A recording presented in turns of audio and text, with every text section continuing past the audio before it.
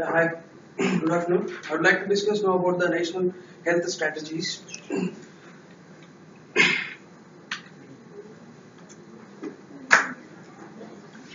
So, in this case, I would like to analyze the two diseases which is more prevalent in New Zealand, and I would like to plan the strategies to decrease the prevalence of these diseases, to increase the health literacy among the New Zealand people, and explaining these strategies by how and why factors.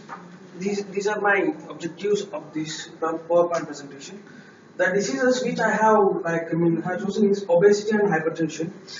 For these diseases, the causative factors are first thing genetical problem which might not be corrected, and improper diet. Third one, lack of physical exercises. Fourth one, stress. Stress can also cause the obesity. For hypertension, the causative factors are alcohol intake, improper diet, stress, smoking, and irregular sleeping patterns. So, for this, the health strategies might be health education for the people who bears low health literacy levels, like the people or the population who lives in the deprived areas, who doesn't have the literacy levels, who doesn't have the knowledge about this health. For those people, we need to educate them, making them to adapt for the new dietary habits, which I'm going to discuss later, and improving their physical activity to promote their lifestyles also, because physical activities plays main role in this hypertension and diabetes. Cessation and decrease the promotion of smoking, alcohol, and other significant drugs like ecstasy and everything, which is like cocaine and everything. Screening and counseling services for their psychological and physical problems. So, these how and why factors for these health educations are. The health education will be conducting by conducting seminars, workshops, and mass media approaches. So we need to prepare a seminar for the people who are suffering from the hypertension and diabetes. So we need to educate them by the seminars and workshops. We need to encourage them to participate in these seminars also. So why health education is more important in this hypertension and diabetes? Due to decreased health literacy rates in deprived areas. The foremost cause is decreased health literacy rates, because some people might not be, they have lacking knowledge of health and extra things. Health education acts like primordial and tertiary preventions. As we know that there are 5 stages of preventions like primordial, primary, secondary, tertiary, like. So health education, which will be acting like primordial and tertiary prevention also. That's why we chose health education as a first strategy. Second strategy is diet. So in this diet, by controlling the risk elements like salt restricted diet and cholesterol the restriction diet, because these are the things which is gonna increase the hypertension and diabetic activities. No junk foods. So say no to pizzas, burgers, and sandwiches, etc. And individual approach. Here, the individual approach means some might be having like. For Indians, example, the food patterns will be different. For New Zealand people, the food patterns will be different. It will be different from the area to area and ethnicity wise also. So we need to approach them individual. So why these dietary habits is important means, because generally people suffering from this high body requirements. As we see, if you see these Maori people and Pacific Islanders, particularly here in New Zealand, their body requirements, their metabolic rate will be high in these people, because their body surface is also very high. And diet acts like a hidden contributing factor for deprived health condition. Some people might not think that this diet is not a major thing, but the diet is also a hidden contributing factor which will decrease your health condition also. Physical exercise. By decreasing the sedentary lifestyle, so you need to walk and you need to exercise your body continuously. So you have to decrease. You shouldn't be like sedentary person. You should be like moving here and there, so that your body will be like active and energetic.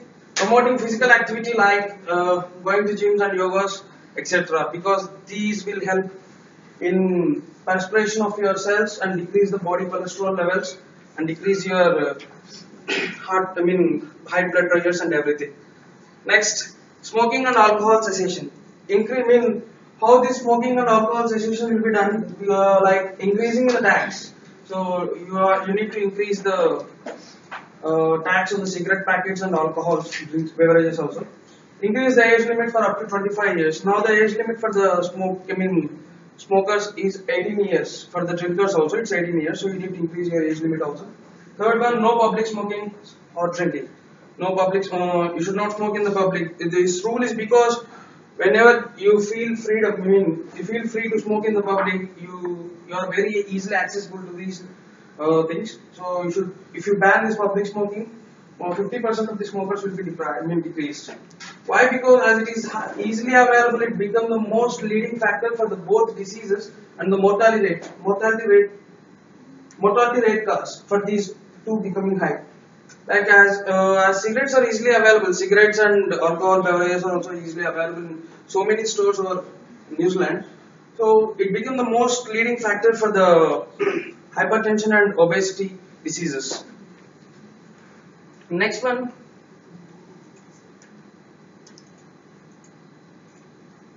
Screening and counseling services for physical and psychological illnesses. Like screening can be done through web services and community involvements.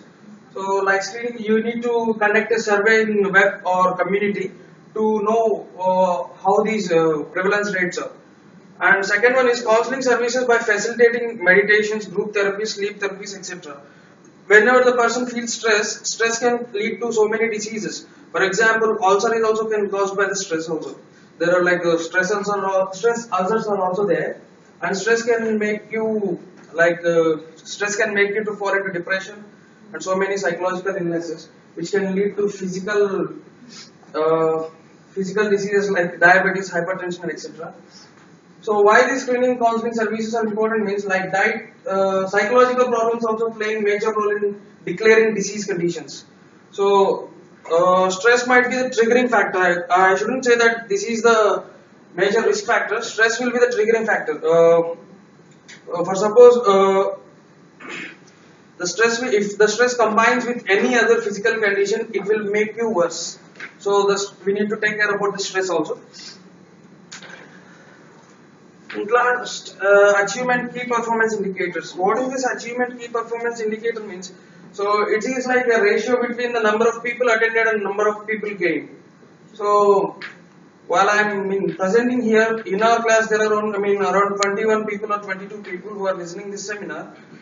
If I conduct these key performance indicators, I barely can get 2 or 3 because nobody is listening, I think so. So that's why.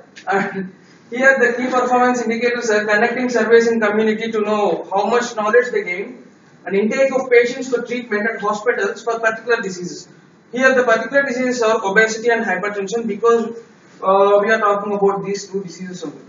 Number of participants in the seminar. So how many participants are attended in the seminar and how many persons are gained. Gathering data if the people is being cured, whether they are implementing the disease, the things which they are learned in the seminars and health education camps and everything, whether they are implementing it or not, it can be measured by persons being cured. And last, gathering data about the people, being aware of the strategies. So how many people has been attended to the seminar and how many persons has been gained knowledge about these strategies and on how many people are is implementing these policies and everything. Last conclusion. I just made every point clear and concise. So I hope this presentation makes sense.